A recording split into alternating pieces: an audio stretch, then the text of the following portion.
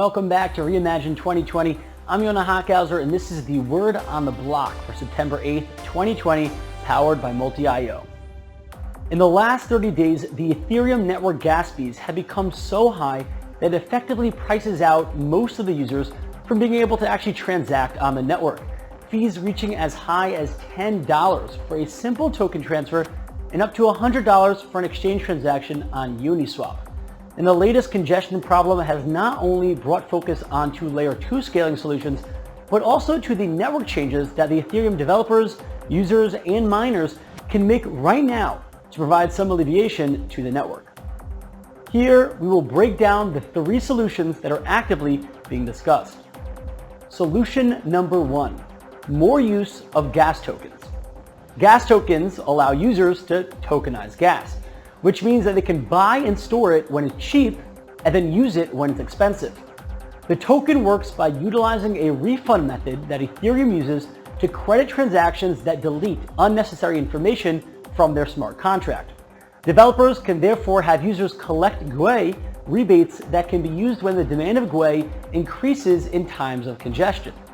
Gas tokens have gained popularity with the DeFi boom when the 1inch decentralized exchange introduced the Chi gas token to the market. 1inch has made use of the Chi gas token directly in its platform and has encouraged other DEXs to use the same standard. The second solution, allow smart contracts to pay their own gas.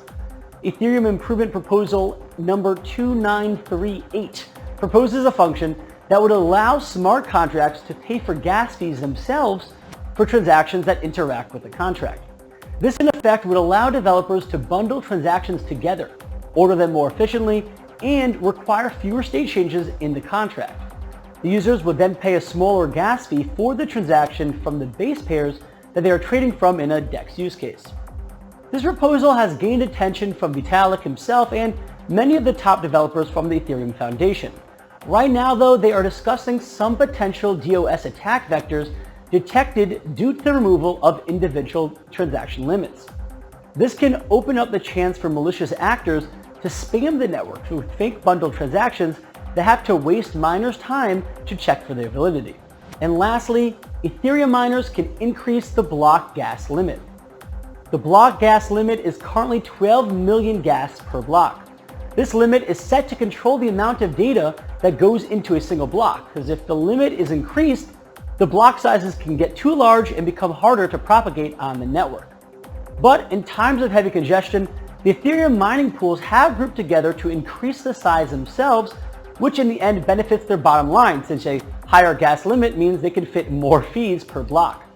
But this has caused a conflict between the miners and node operators that have a vested interest in keeping the block sizes smaller. Which layer 1 solution is the best?